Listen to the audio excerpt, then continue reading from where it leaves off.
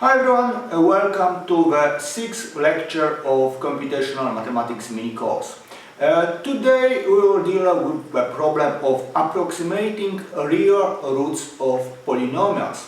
We'll start with the most elementary method, which is bisection, and we will proceed toward modern methods, methods that were developed just a few years ago, that allow us to find all the real roots of polynomials.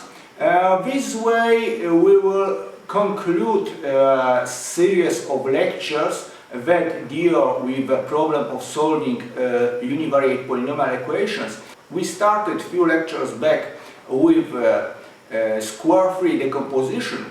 Then we learned how to count and isolate roots. And now when we have roots isolated, every root sits in an interval, we can find these roots with a desired accuracy.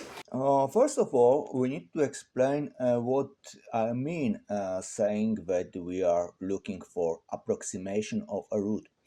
So the setup under which we are going to work today is the following one.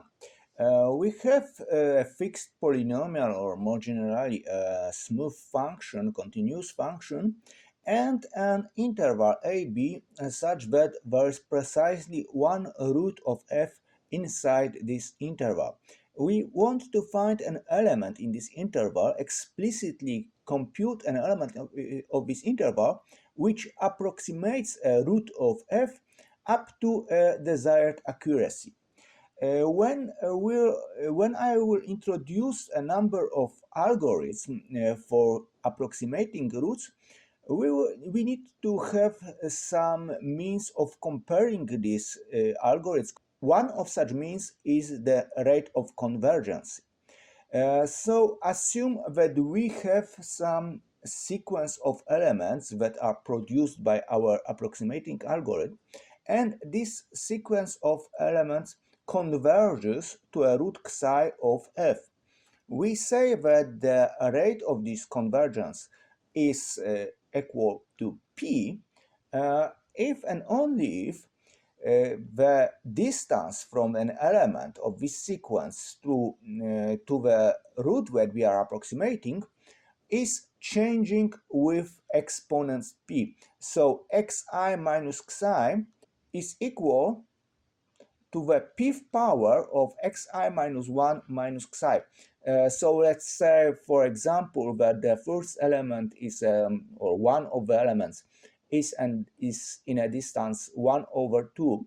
The next one is 1 4. The next one is 1 over 16. The next one is in a distance 1 over 256, and so on and so on. This would mean that the rate of convergence is 2.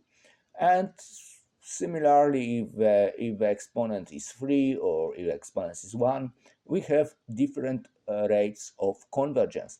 Of course, higher the rate of convergence is better. So the algorithm that has a rate of convergence equal 2 is generally faster, at least asymptotically much faster than an algorithm that has a rate of convergence equal 1. So now let me produce some algorithm for approximating roots of polynomials or smooth functions. I will start with a couple of classical algorithms that you probably already know, that was probably taught at the numerical methods in Aquila. And later I will switch to newer, more modern algorithms. But first we need to introduce the base.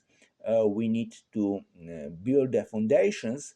So I start with 4 very classical, very standard algorithms for approximating root of continuous functions. Probably the most elementary algorithm of all of them is the bisection.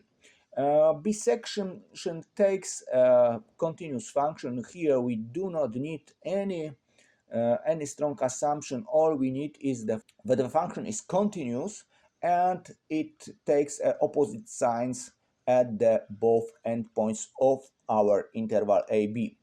And the result is some element psi tilde inside this interval AB, such that it is not farther than epsilon from the actual root. So it approximates the actual root with accuracy epsilon.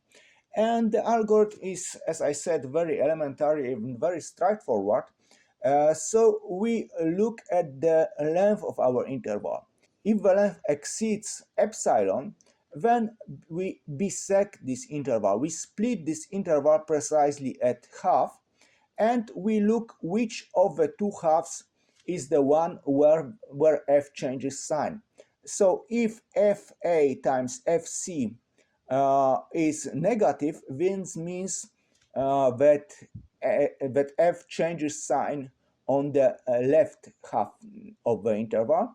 If fa times fc is positive, this means that fb times fc must be negative, because we know that fa and fb have opposite signs. So fb and fc have opposite signs. So this means that f changes sign at the right half of the interval.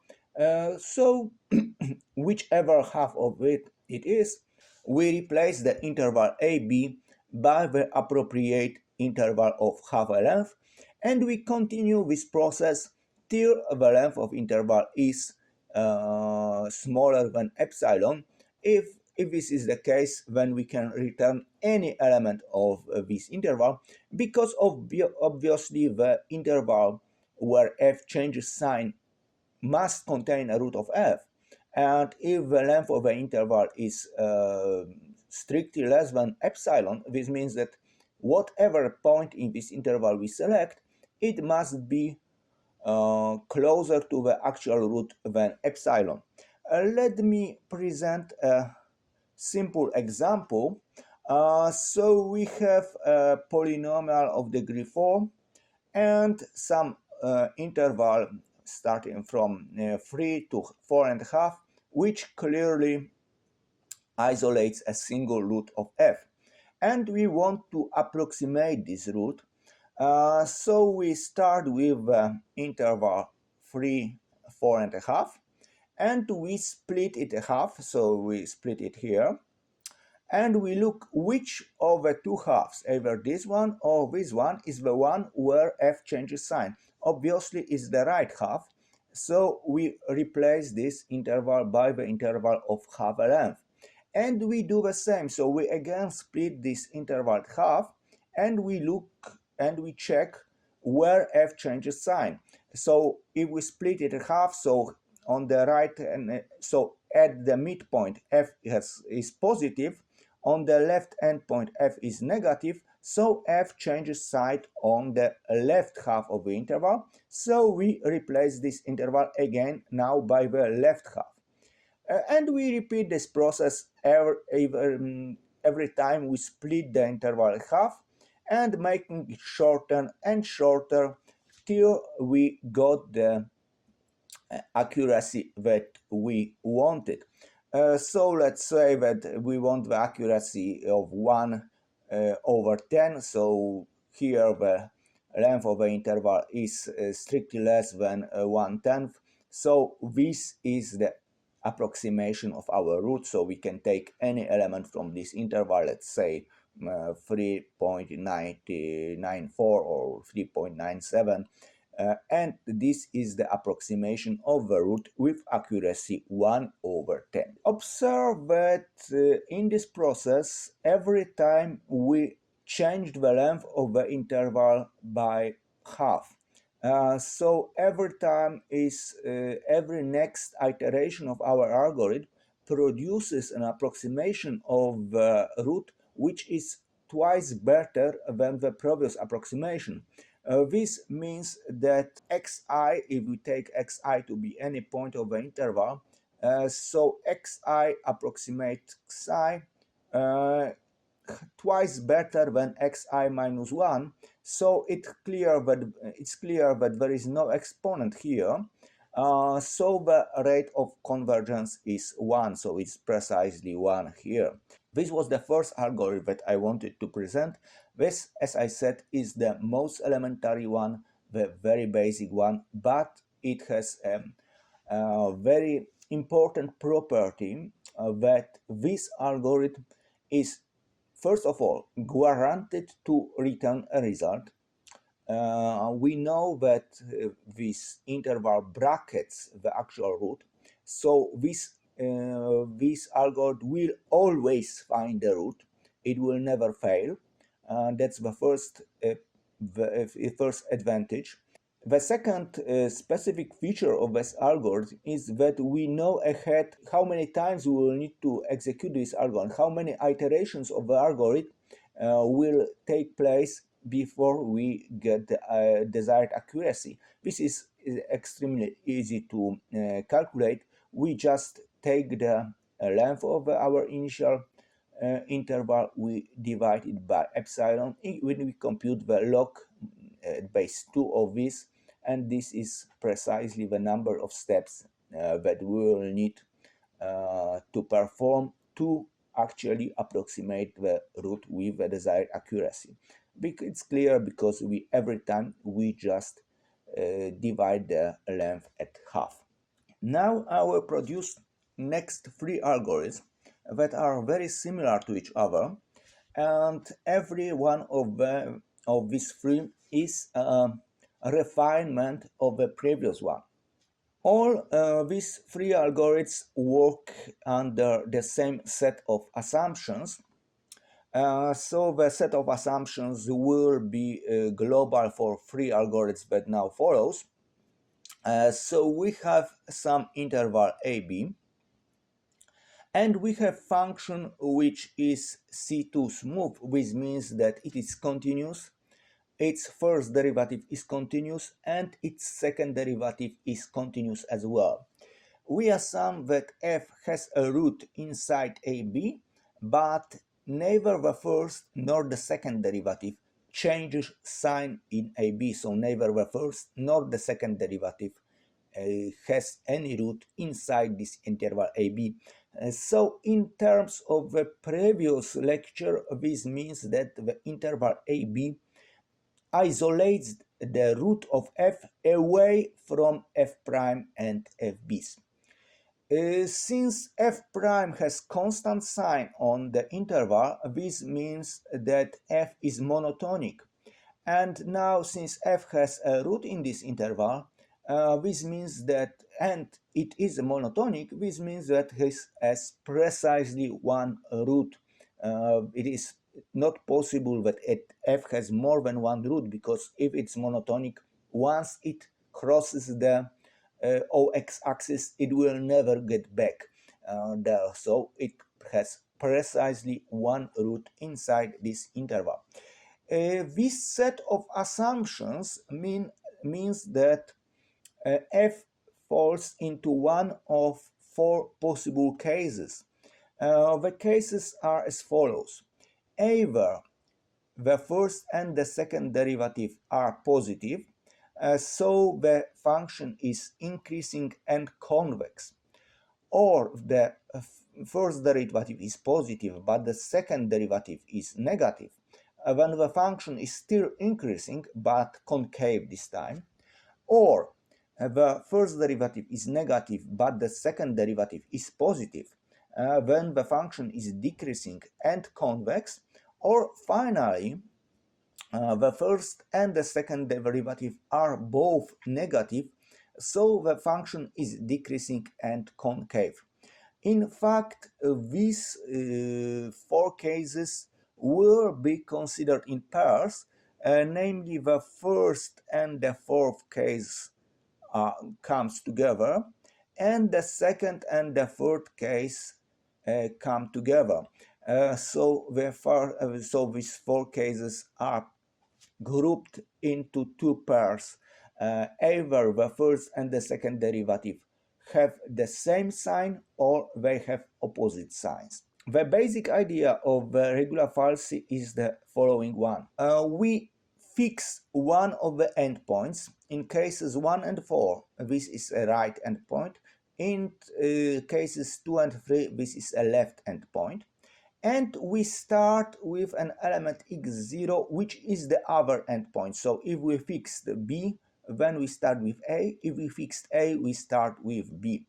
And now in every step of this algorithm, we take a secant to the graph of the function. So this is the graph of the function. This is one of the points that we computed so far. So let's say we computed xi, and we wish to compute xi plus 1.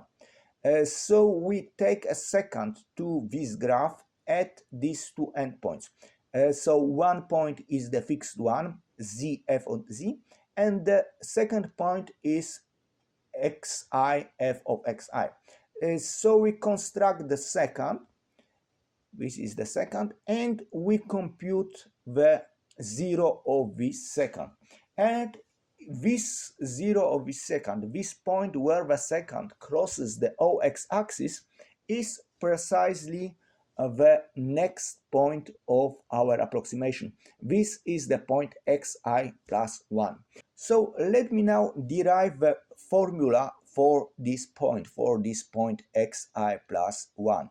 It's clear that the secant is a linear function, so our secant is a function of the form y equals alpha x plus beta, and since both points z f of z and xi f of xi belong to this secant, so if we substitute these values for x and y, we are able to compute the unknowns alpha and beta. So for x we can substitute z, and then y must be f of z. So we have one equation, f of z is alpha times z plus beta, and we have a second equation, f of xi is alpha times xi plus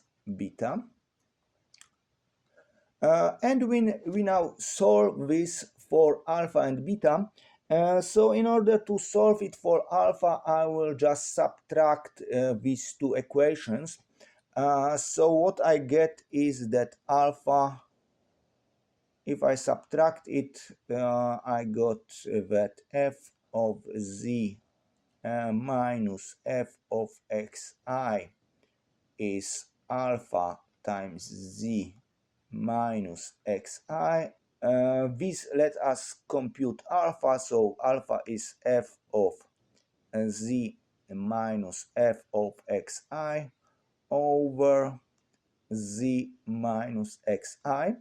And now when I have alpha, I can compute beta.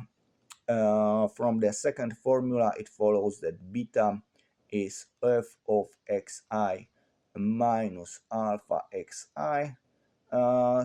So this is f of xi minus fz minus f of xi over z minus xi times xi. So we have alpha and we have beta here and here.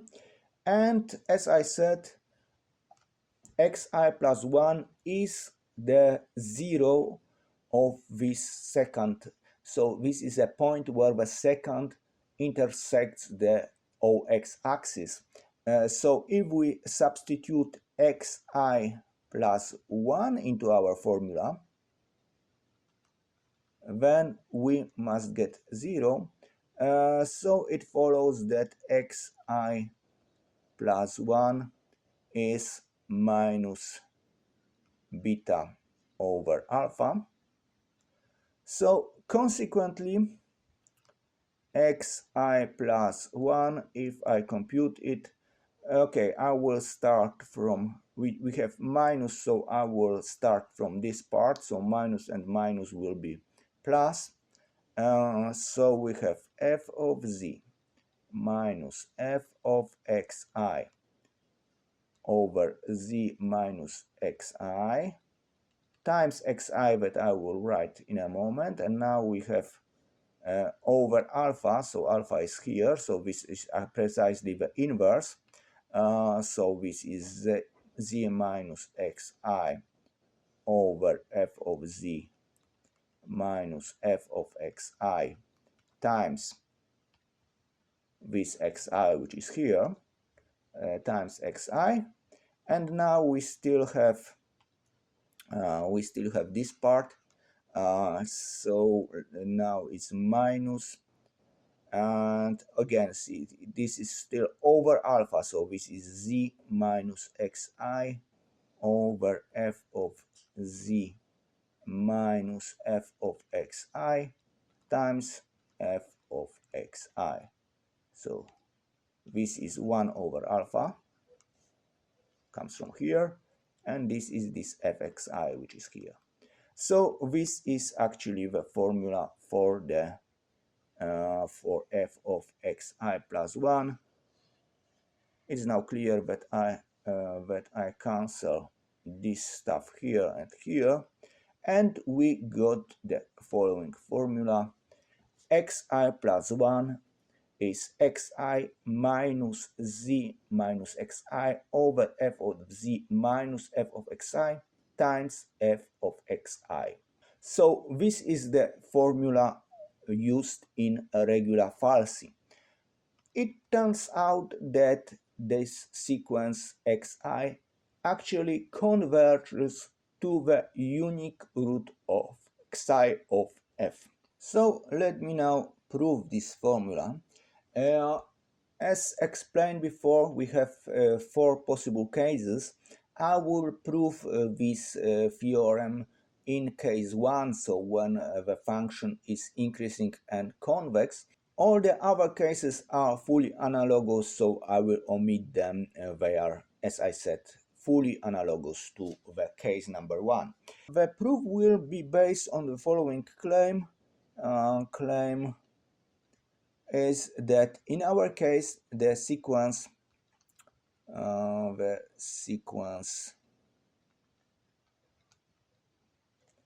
xi for I greater or equal 0 is increasing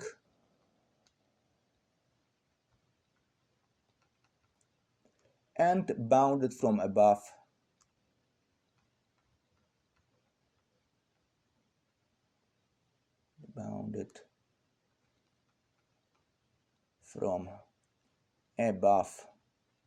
by the unique root of f, so by xi.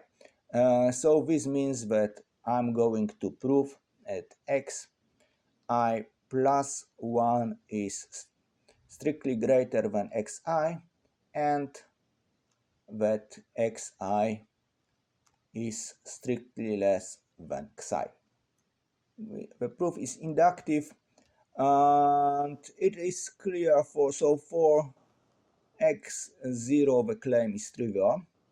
X0 is, in our case, x0 is a, it's of course it's more than xi, so the claim is trivial. Claim is trivial. So our inductive step is that assume that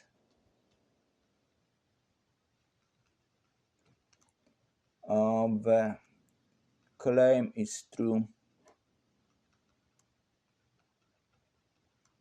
for xi minus 1. We'll use a Lagrange mean value theorem. So from a Lagrange mean value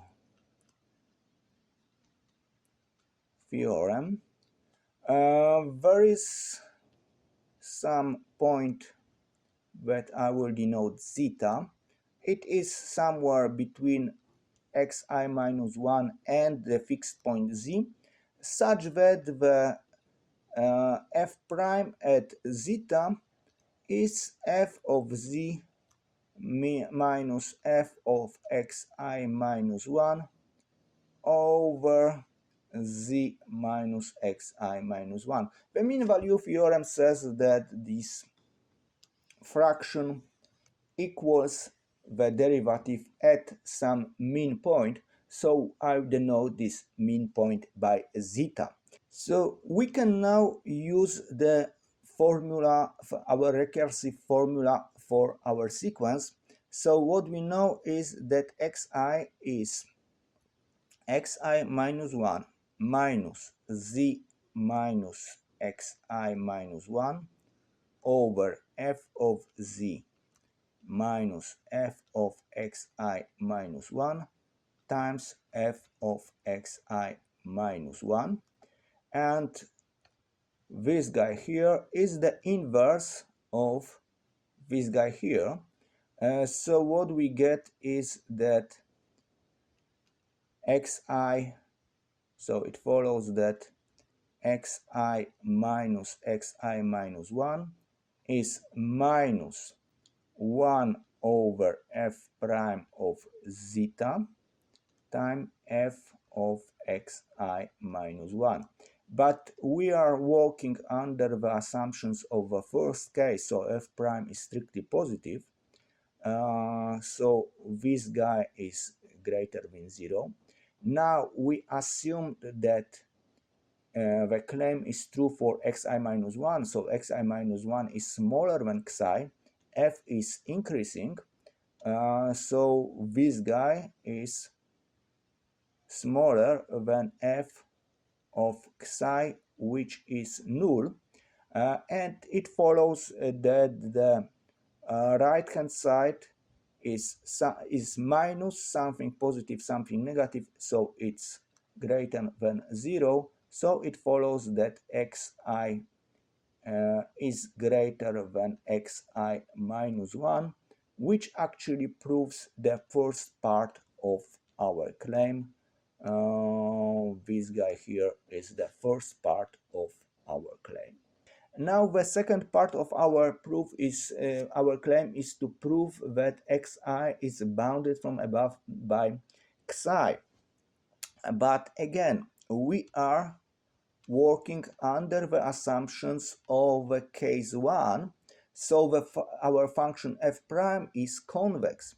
Convex means, so our f is convex, but this means that the graph of f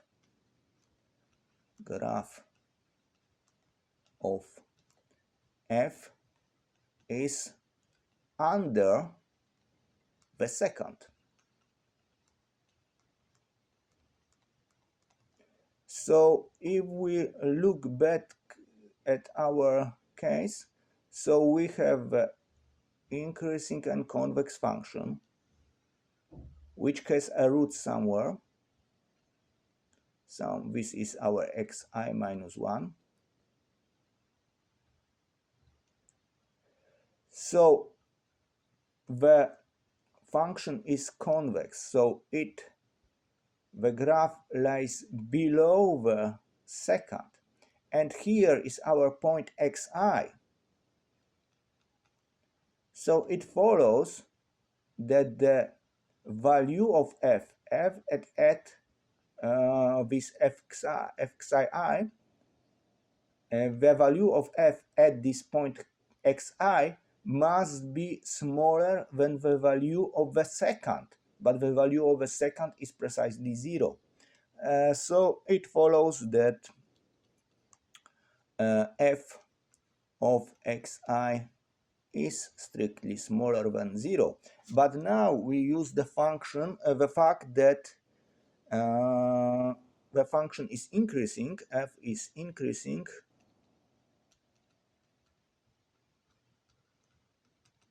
and xi is a root.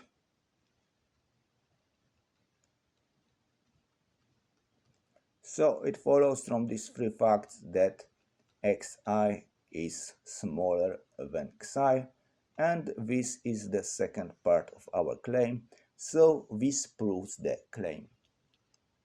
So the claim is now proved. Okay, so what we know? We know that the sequence is xi, sorry, greater than or equal to 0 is increasing and bounded.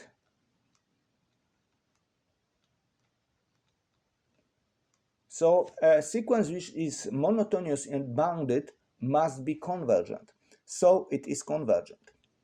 So it is convergent to something. I claim that this something is xi, but I still need to prove that the limit is xi, but for sure it is convergent, so it has some limit. So let us denote this limit by lambda, let's say.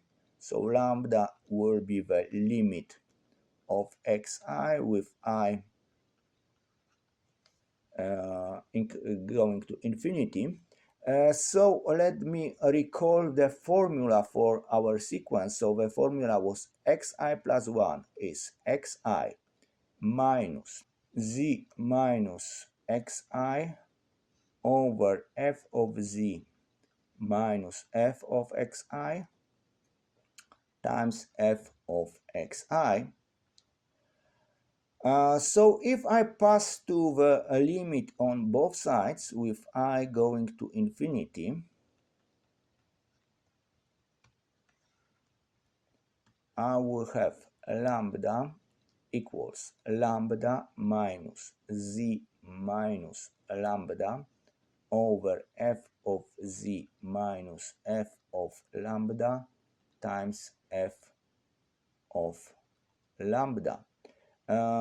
These two guys cancel, and so we have that 0 is z minus lambda times f of lambda. Of course, lambda does not excite xi, and xi is strictly smaller than z, so it follows that lambda is not equal to z, so this guy is non-zero. So it follows that f of lambda is 0. So lambda is a root of f. Lambda is a root of f, and xi is the only root of f, the unique root. So if xi is the unique root and lambda is a root, it must be that lambda is just xi. So this proves that xi converges to lambda, which proves our claim. This proves our theorem.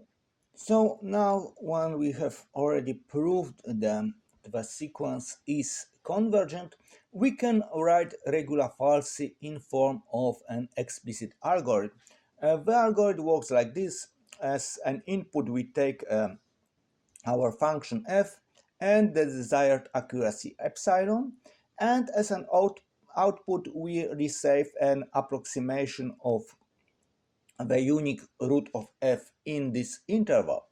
In the first step, we select which of the two cases we need to consider. Either the signs of the first and the second derivative are the same, so the fixed point will be z and the x0 is a, or these signs differ, so the fixed point is a and x0 is b.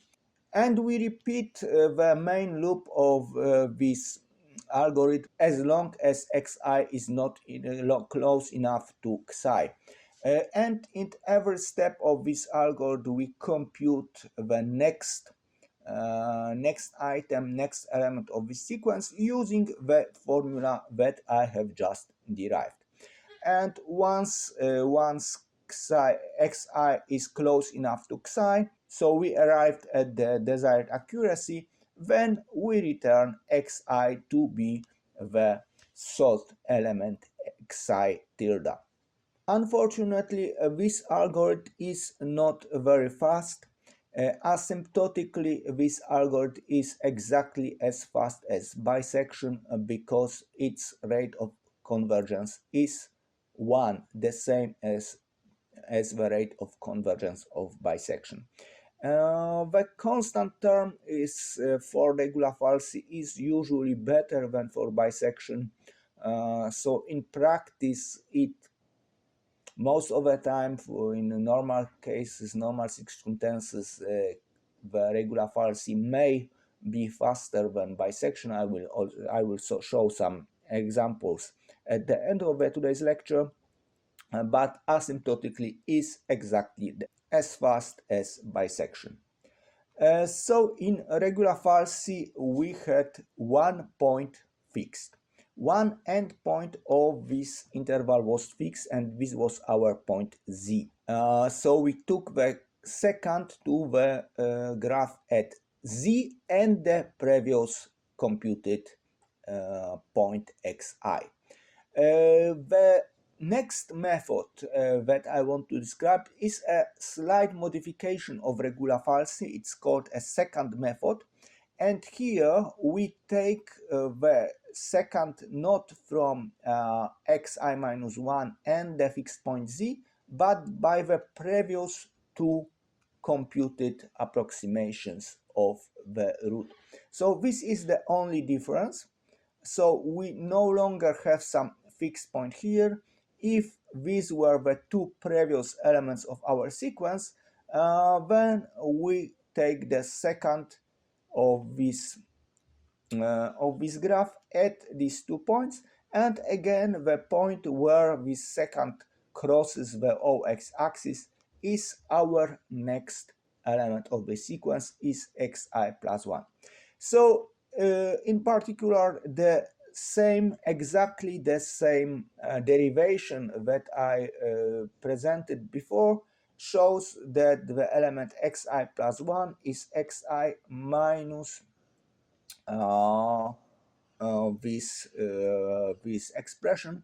So it is obtained from the previous one. So if we just replace z by xi minus 1, we arrive at exactly this formula. So exactly the same derivation as before still works, but instead of xi and z, we have xi and xi minus 1. That's the only difference between these two guys.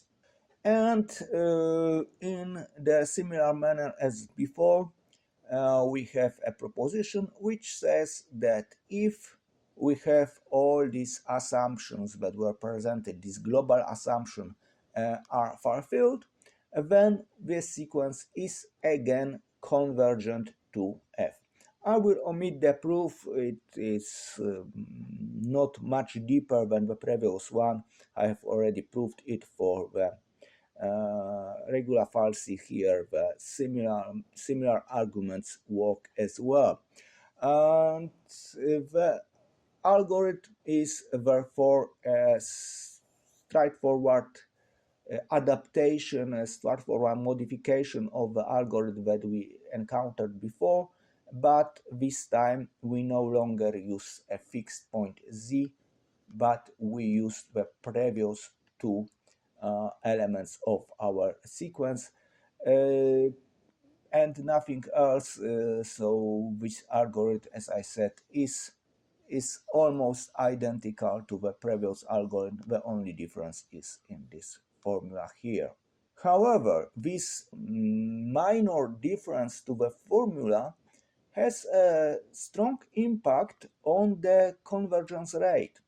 In fact, the convergence rate of the secant method is much better than the convergence rate of regular falsi.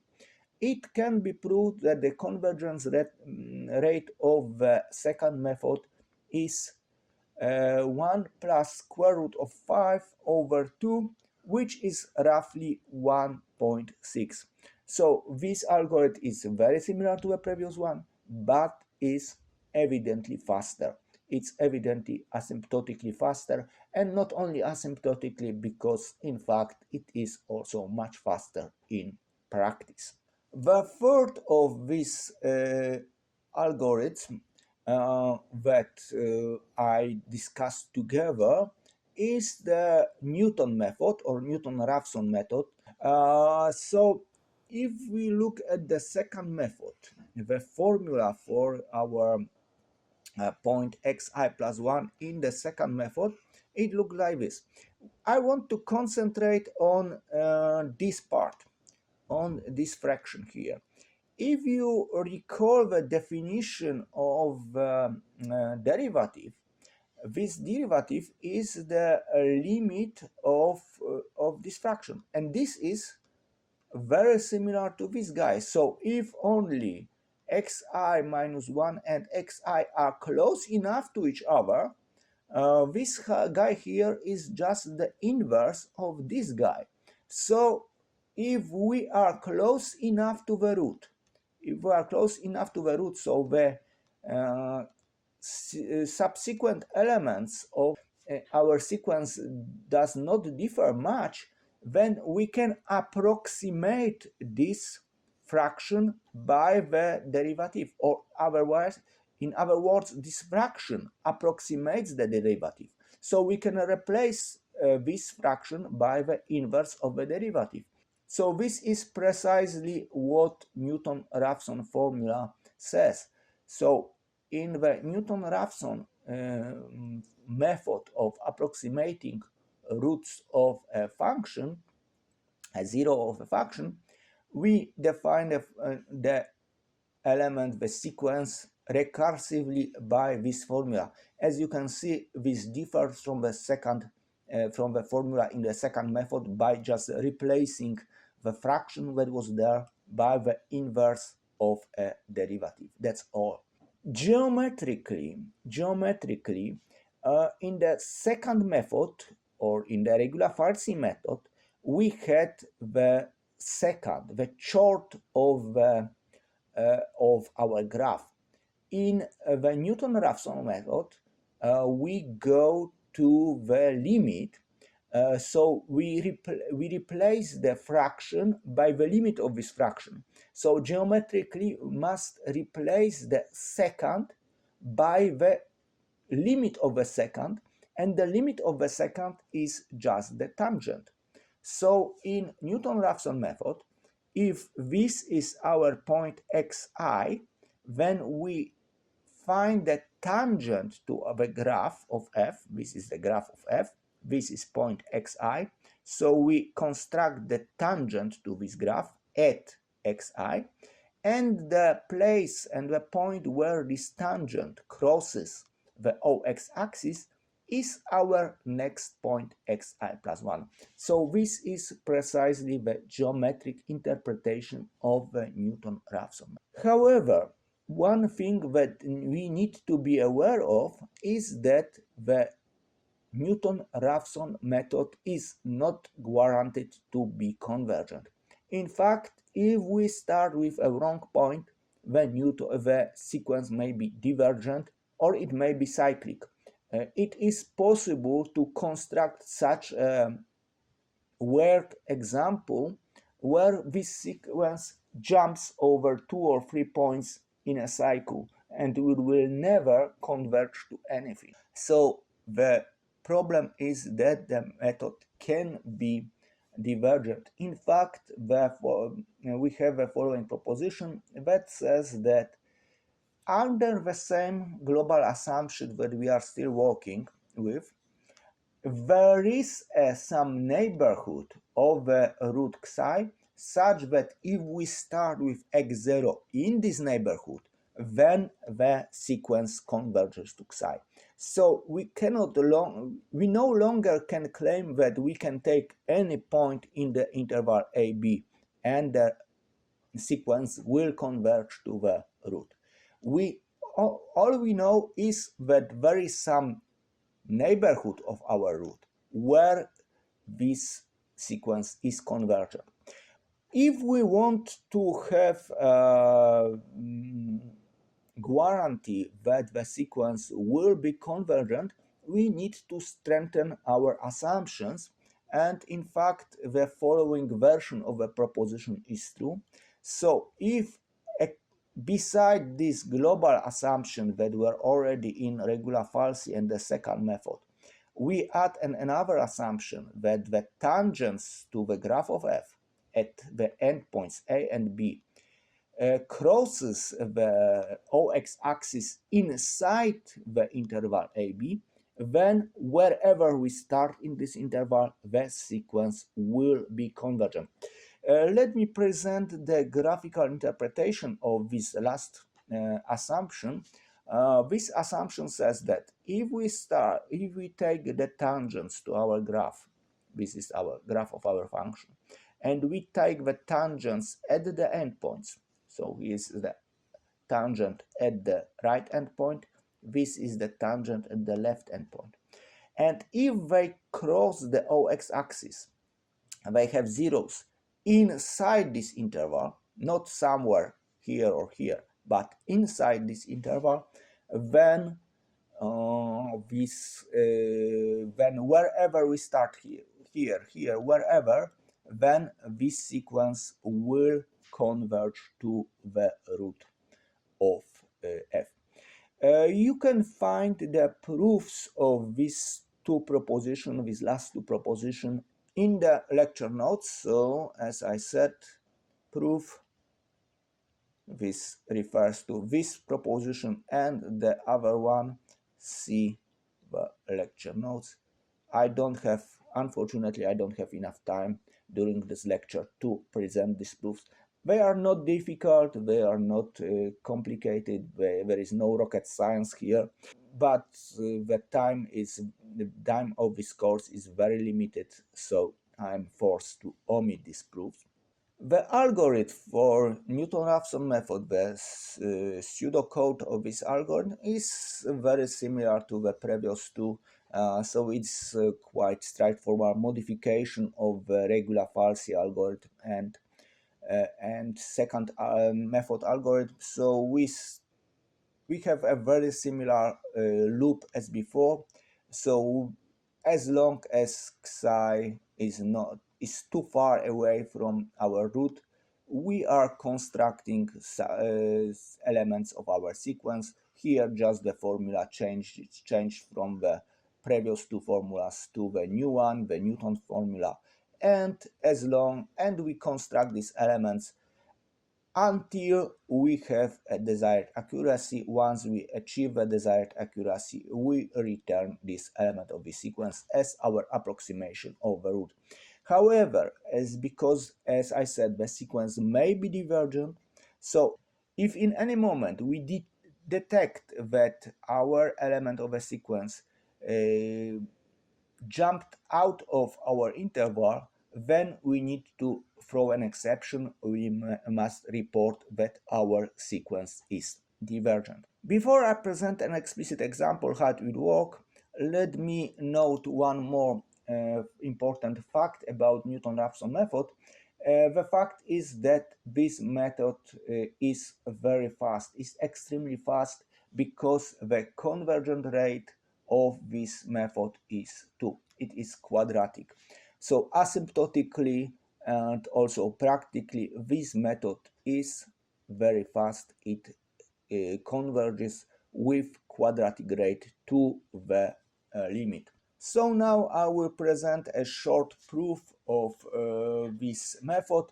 So I have exactly the same polynomial as before, and I consider the following interval. So, and I start with some endpoint. Let some point. So let's say that 3.52 is our initial guess. So I take the tangent to this graph, and this 4 point something is the next point. So we have this point here. I compute the next tangent. It crosses OX axis here. So our next approximation is 4.01.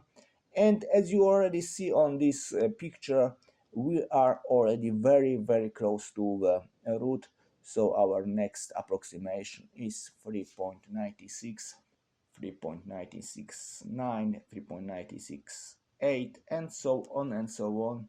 As you can see, we have already got very, very close to the root.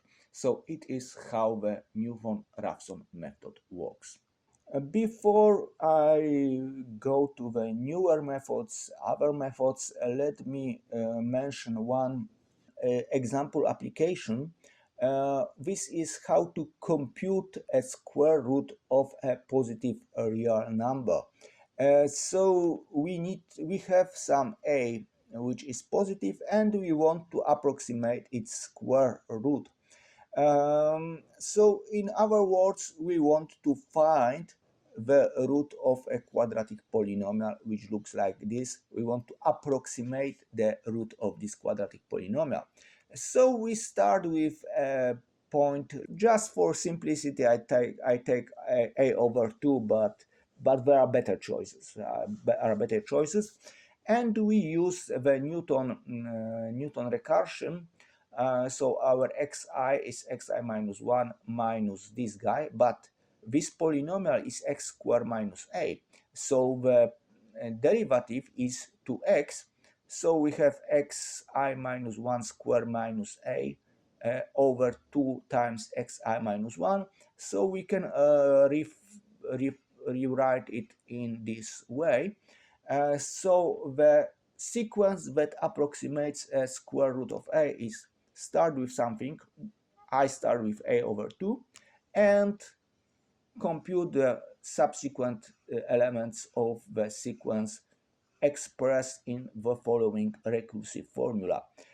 So this is arithmetic mean of the element and a over this element and a over this element. And in fact, this method strongly predates Newton and Raphson and whoever else, because it was invented in the 1st century after Christ by Hieron of Alexandria. Hieron of Alexandria was a Greek mathematician who worked in Alexandria in a museum of Alexandria, the great place of antique Ptolemy's Egypt, and he invented this method. He is probably better known for a formula for area of triangle, but this is another of his achievements, is a method for approximating a root of a square root of a number. These were the 4 classical methods for root approximation that are taught on most of the courses of numerical methods. So you may have already encountered it last year during the course of numerical methods in Aquila. However, the development of mathematics was not stopped with the discovery of the Newton method. So since then, there appeared a number of other methods for root approximation. In fact, there are, I don't know, probably hundreds of different root approximation algorithms. The main advantage of the Newton method is its quadratic asymptotic convergence rate. The main disadvantage of the method is that it may be divergent. So we can ask whether there are methods that are in some way better than Newton method.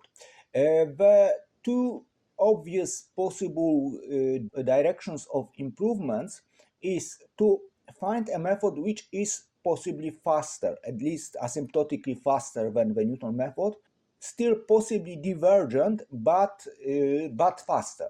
And I will present one such method which is due to Laguerre. Another direction of improvements is to look for methods that are as fast, that are asymptotically as fast as the Newton method, but they avoid this disadvantage of the Newton method, which is possibly divergent. And so we are looking for a method with quadratic convergent rate, but which is guaranteed to be convergent. And again, I will present such a method, a very modern method called Kerr, due to Abbott. Well, let me start with Laguerre method. Laguerre method is devised specifically for polynomials. So here it is important that f is a polynomial. In the Newton method, f was any C2 smooth function. However, in a Laguerre method, f must be precisely a polynomial. And with similarly as in a Newton method, we start with some initial guess x0 and we construct a recursive sequence xi by the following formula. I do not have time to derive this formula, so for derivation of the formula, so this formula can be derived from some assumptions for derivation. See the lecture notes. Where the formula is derived from scratch, from some certain assumptions about the function, about this polynomial. However, let me comment on how this formula looks like. This polynomial g here, is a fraction f prime over f, so the derivative of f divided by f, and this additional polynomial h, which is here, is g squared minus the second derivative of f over f. So if we carefully examine this fraction here, in the denominator we have inverse of g, so this whole fraction is more or less f over f prime. So it looks like a fraction, the formula, the expression that appears in the Newton method. However, it has some additional term which depends on the second derivative. So this formula in Laguerre's method should be viewed as improvement, as a fine-tuning of the formula of Newton, because it incorporates the formula of Newton with some corrections, with some extra adjustments that make this formula faster than the Newton method. However, the Laguerre method shares with the Newton method the same disadvantage, that it may be divergent. If our initial guess x0 is poorly chosen, then this sequence may become divergent, may go out, may blow up to infinity, or may not find a root. However, once the sequence is convergent, it must be convergent to a root of f. Moreover, unlike the Newton method, if we a priori know that our polynomial f have only real roots, so all the roots of f are real, then we can take whatever x0 we want, because for every x0 this sequence is convergent to a root. So in this sense, this is stronger than Newton method. Moreover, the other advantage over the Newton method is that once the sequence is convergent to a single root of f, so a root of multiplicity 1, the convergence rate is free. The assumption that the root is simple is very easy to be fulfilled. It's sufficient to take a square-free polynomial, because we remember that in a square-free polynomial every root has multiplicity 1. At the end of this lecture I will show you a general scheme of general procedure of solving polynomial equations, which ensures that the every root is simple, every root has multiplicity 1. In this case, this sequence is convergence extremely quickly to its limit. It has a cubic convergence rate. Let me write the Laguerre's method in form of an explicit pseudocode. So our input is a polynomial. Remember that this method is devised specifically for polynomials. X0 is some initial guess, and epsilon, as before, is a desired accuracy.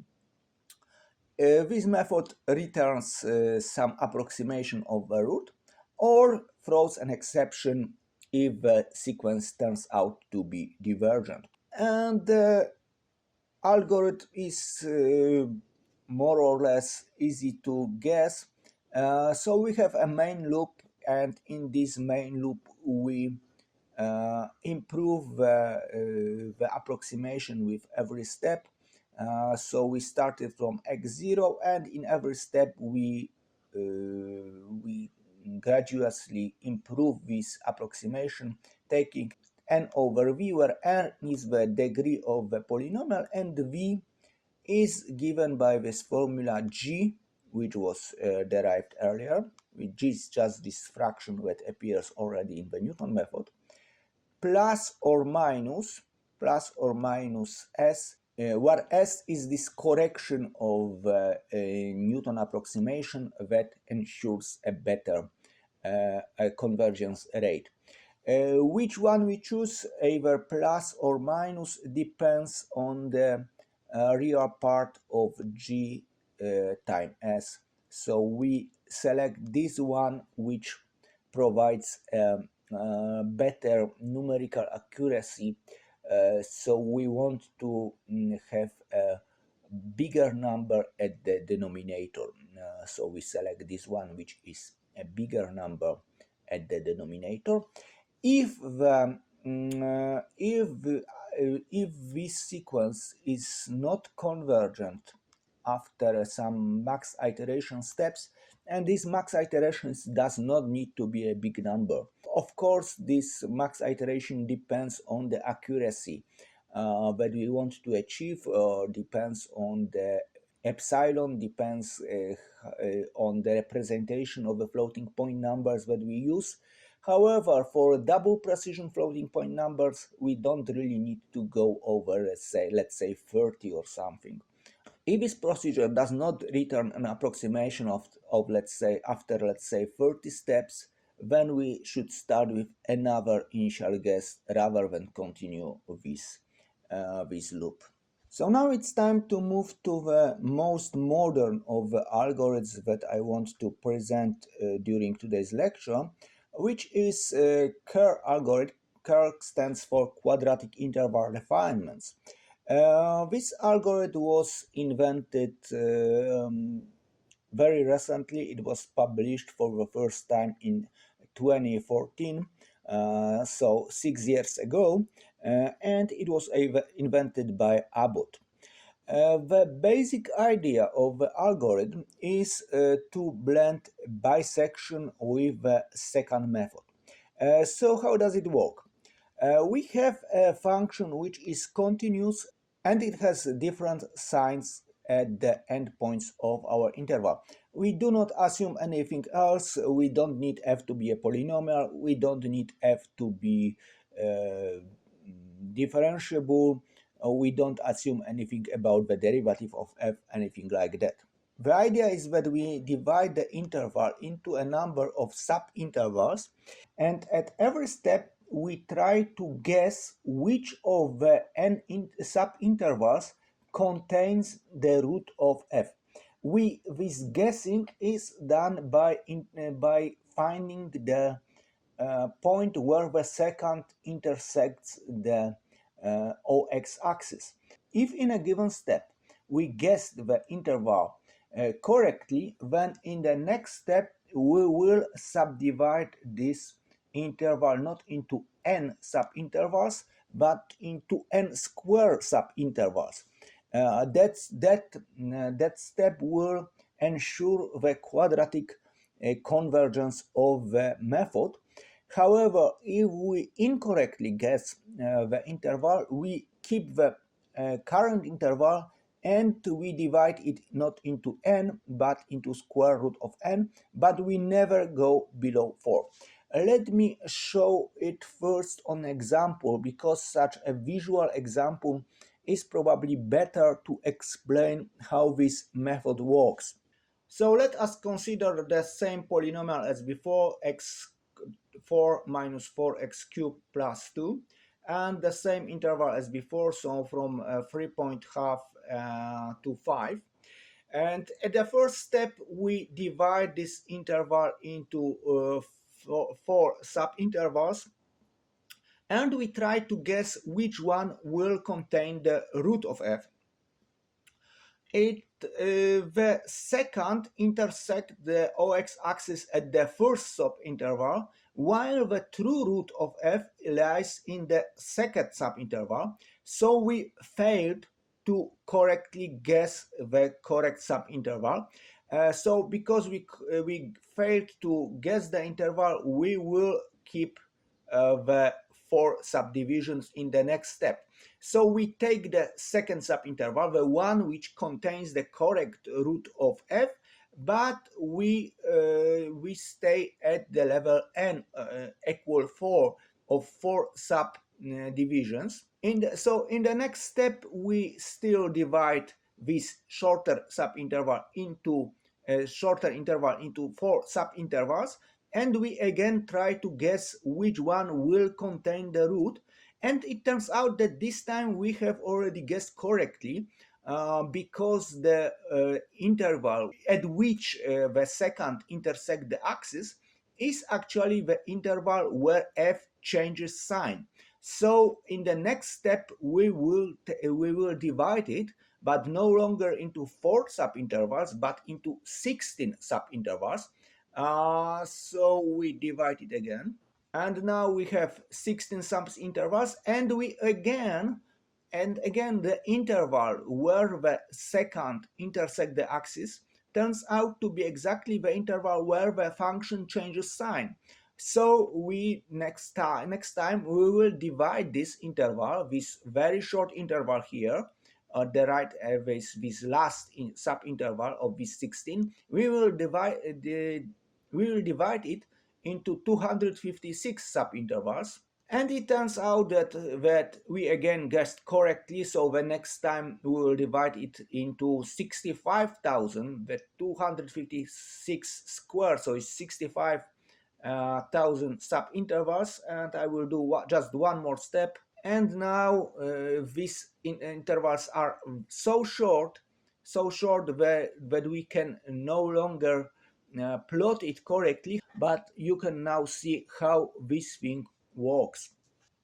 Due to the fact that in general in every step we divide the interval into n square subintervals, so the number of divisions grows quadratically, so does the rate of convergence. So the rate of convergence of the Kerr algorithm is 2. It's exactly the same as the rate of convergence of the Newton algorithm. However, due to the fact that at every step we have an interval that contains a root, so due to this fact, this algorithm will always converge to a root of f, because this root is all the time bracketed by these two endpoints.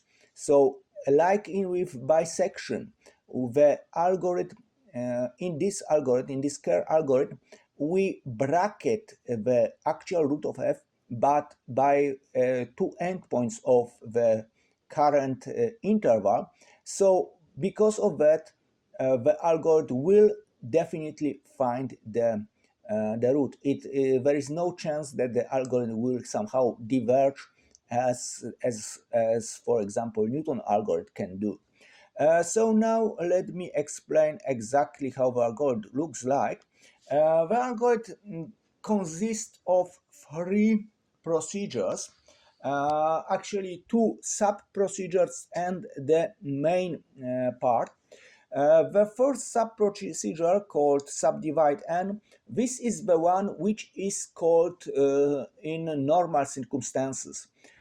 So if everything works correctly, this is the one which is called most often. The second procedure, subdivide 4, is called at the beginning of the algorithm and if we have a long series of failures. So this subdivide n takes a function f, number of an interval ab and a number of subdivisions, and we assume that the f has opposite signs at the endpoints of this interval. It can return one of the three possible values. If we are extremely lucky, this function may return an actual root xi of f. This happens very rarely, but, well, possibly yes. If somehow we accidentally find the root, there is no point in approximating it. We know the exact root, so we return the exact root. The two standard return values are either a pair, success, and a new interval, alpha beta, which is an interval of length 1 over n times the length of the original interval AB, and such that f changes sign on this interval alpha beta. Or if we guessed incorrectly, if we failed to guess a correct subinterval, this function returns failure. And the function itself is quite straightforward. We conceptually divide the interval AB into n subintervals. Of course, we do not construct all these subintervals. Constructing all these subintervals would take too much time. This is just a way we denote things in this algorithm. We construct only one of these subintervals, namely the one when the secant intersect the axis.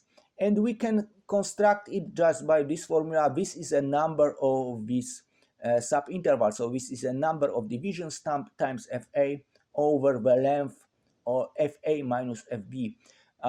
And we round it to the nearest integers. And we have a few possibilities. First of all, it may occur that if we are extremely lucky, this element, alpha with an index k computed here, can be a root of f. If it is a root of f, we return this root. We don't need to know anything else. Normally, if it is not a root, then the sign of f at this point we found can be equal to either the sign at the left or the right endpoint. So if it's the sign, it is if the sign of f at alpha k is the same as the sign of f in the left endpoint at a, this means that the root of f lies to the right of alpha k, so we evaluate f at alpha k plus 1. If these two signs differ, so the root of f must lie to the left of alpha k, so we evaluate f at alpha k minus 1. And whichever case it is, if this point alpha k plus 1 or this point alpha k minus 1 turns out to be a root of f, then we just return this root and do nothing else. Otherwise, we check whether f changes sign precisely at this interval where alpha k is one of the endpoints. This is either alpha k plus 1 or alpha k minus 1 alpha k. If it is the case, then we return success and the new interval. Success and the new interval. Otherwise, we return failure. So either the root of f lies in the same interval where the secant crosses the axis. This is the success and this is a new interval. Or it lies somewhere else, then we return failure. This was the first subprocedure. The second subprocedure is procedural subdivide 4. It again takes a function, again takes an interval such that f has opposite signs at the endpoints. It no longer takes a number of divisions because it will always divide into four parts. And it has a very similar set of return values. If accidentally we find the root, then we return this root. Otherwise, we return either success and failure, but unlike in the previous case, we always return the new interval, and this new interval is 4 times shorter than the original interval. First of all, we do the same thing as before. So we find the interval alpha k plus 1 where the secant crosses the axis. So we use the very similar formula as before. But the second thing that we do is we bisect this interval AB twice, and we construct the interval alpha beta where f for sure changes sign. So here we have one interval, one subinterval, alpha k plus 1. This is the interval where the secant crosses the OX axis, and this is the second which we explicitly construct here.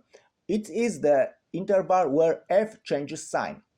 And if somehow accidentally we found the root in between, so for example alpha k plus 1 or alpha beta turns out to be a root of f, then okay, we return the root, we do not anything else, we have the root, we are happy. Otherwise, we compare the interval computed by 2 iterations of bisection with the interval computed here, with its interval alpha k plus 1. If they are the same, then we return success and this interval. Otherwise, we return failure and the correct interval alpha beta constructed by 2 bisections. Finally, I can present the main procedure of a Kerr algorithm. The main procedure works like this. We have a function which is continuous. We have an interval such that f takes opposite signs at the endpoints, and we have a desired accuracy. And we return an approximation of the root. We start with 4 subdivisions, and similarly to the bisection, we repeat as long as the length of our interval, as I recall that the interval contains the root. So as long as the length of this interval is greater than epsilon, we repeat the following steps, and either we call subdivide 4 or we call subdivide n depending on the value of n. So first time n is 4, so we call subdivide 4, and if we guessed correctly, so if the subdivide 4 return success, then we increase n to n squared to 16.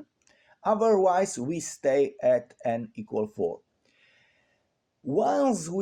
Once n is greater than 4, so it's 16 or more, then we call subdivide n, and here we have 2 possibilities. Either we guess the subinterval correctly, so we increase n to n squared, and we replace current interval by alpha beta, or we guess incorrectly, so we replace n by square root of n, and we stay at the same interval alpha beta.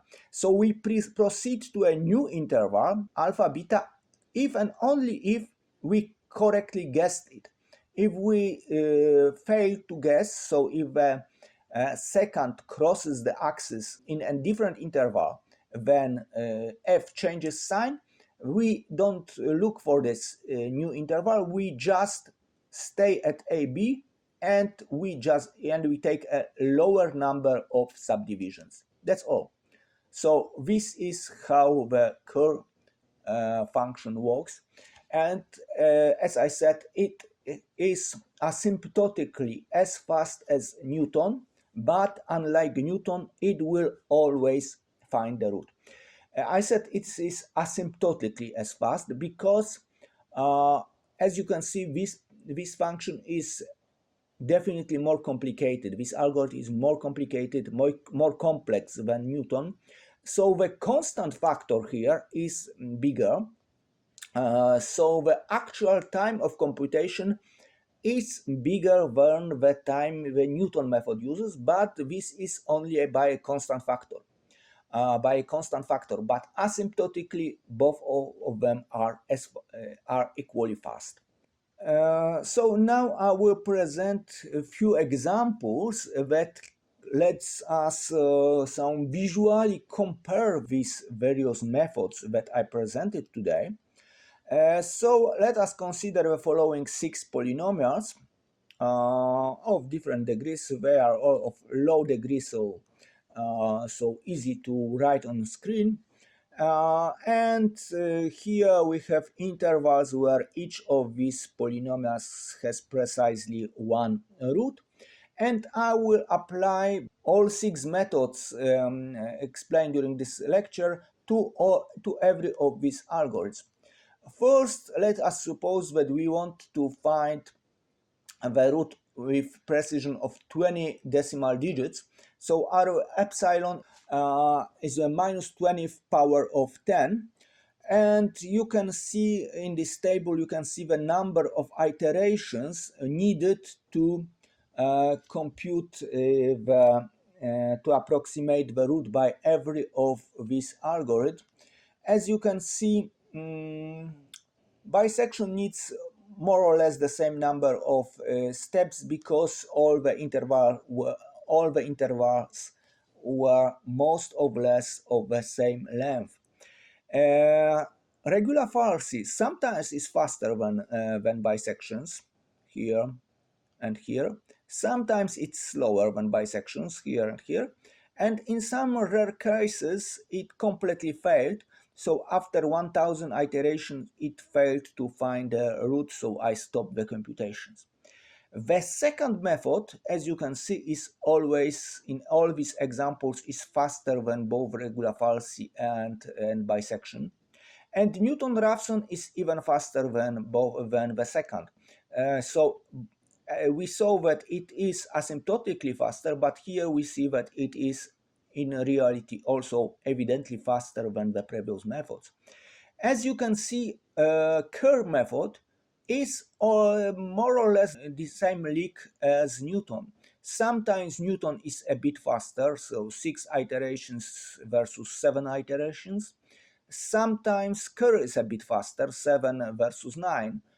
So 7 versus 8, 10 versus 12. Sometimes Newton is 7 versus 8. And Laguerre is most surprising here, because if it finds the root, it finds it really quickly. So for example, it did it only 4 iterations here when Newton needed 6, Kerr 7, secant 8, and the other more. Here Laguerre needed only 5 iterations, while Kerr needed 10 and Newton needed 12. But here at F5, Laguerre was surprisingly slow, and it failed, and it needed 48 iterations, so more than even than regular falsi. And here it completely failed, and after 1000 iteration, it still was not able to find the root. So if it converges very quickly. However, sometimes it fails. Next example, let me require an even higher precision. So we want 1000 decimal digits. So epsilon is minus 1000th power of 10. And here the tendency is even more evident. So bisection needed roughly the same number of elements because all the intervals was roughly of the same length. Regular falsi sometimes is faster than bisection, sometimes it's slower, sometimes it fails completely. Secant is evidently much faster, and Newton-Raphson is even faster than secant. So secant needed 35 iterations, while Newton-Raphson only 17. Again, the Kerr method, the new method, which is only 6 years old, runs in almost the same number of iterations as Newton-Raphson. Sometimes they need exactly the same number of iterations. Sometimes Kerr is a bit faster. Okay, actually in all these examples, Kerr was no worse than Newton. Sometimes it's different, but they are both quadratic, so they both need roughly the same number of iterations. And but as I said, Kerr will always return correct value, while Newton-Raphson may fail in some cases. And the Laguerre is, as always, most surprising, because if it converges very quickly, much faster than any other method. However, sometimes it fails to converge. Sometimes it fails.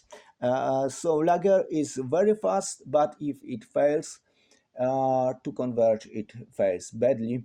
So the standard way of implementing Laguerre is to break it after a few steps, so let's say after 40 steps or whatever, depending on the epsilon. And if it failed to find it after, let's say, as I said, for example, 30 steps, then start over with another initial guess. This is usually the fastest method to work, but as I said, Kerr and Newton-Raphson are very fast quadratic methods. Now we can combine the informations that we gathered, that we learned during the last few lectures. They all together present a method of solving polynomial equations in one variable. So the general method, general approach, one of the possible, of course, general approaches to solving a univariate polynomial equation is to use these three steps that you can see here. So the first step is to do a square-free decomposition of the polynomial. Then for every such a square-free term, we apply root isolation, and then having a square-free term at a root isolating interval, we apply the root approximation, any of the root approximation algorithm that I explained today. So schematically, it looks like this. We have a polynomial f such that we want to find its root. We factor it into square-free terms. So these polynomials are square-free, so they have simple roots. And for every such a polynomial, we find intervals that isolate the roots of G. And for every such an interval, we approximate an actual root.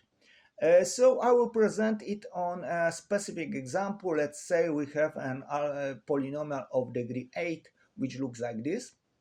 So first we compute the square-free decomposition. This algorithm factors into the term of degree 5 and a linear term. Here we immediately see that the root is 2, but this is unsolvable polynomial. So we cannot write the roots of it explicitly, we must approximate it. So we compute the Sturm sequence for this polynomial. This is the Sturm sequence. We evaluate the Sturm sequence at plus and minus infinity. At plus infinity, we have one sign change here, a second sign change here. So this was for plus infinity, and for minus infinity we have one sign change here. So the number of sign changes is 2 here, is 1 here. So consequently, G1 has precisely one real root. If we apply the root isolation algorithm from the previous lecture, we find that in this interval, G1 has a single root, but neither G prime nor GB, so neither the first nor the second derivative has a root here. So for this algorithm, so for this interval, we can apply any of the root approximation algorithm that we learned today, and it turns out that the root is roughly minus 1.1617. So this is one of the roots of f. This is a root of G1, so this is a simple root of f. And the other root is a root of G3, which is of course 2. And it's clear that since it's a root of 3, so this is a root of f of multiplicity 3. So all in all, f has precisely 2 real roots, one simple root here and one triple root here. So this is a way of solving any univariate polynomial equation, for finding real roots of any univariate polynomial. This method, this general approach is called French method of solving polynomial equations. That's all for today. Thanks for your attention. So now we know how to solve univariate polynomial equations. The last lecture of this mini course, which will take place in 2 weeks, will present methods of eliminating variables from systems of polynomial equations. So we will learn how to simplify a system of multivariate polynomial equations to a single polynomial equation that generally just contains a single variable. So combining this new material that you will learn on the next lecture with the material learned today, we'll be able to solve practically most of the multivariate polynomial equations, at least those systems of polynomial equations that do not exceed the capacity of our computer, the memory, and the processor time. So this will be the subject of the next lecture, and today I thank you very much for your attention.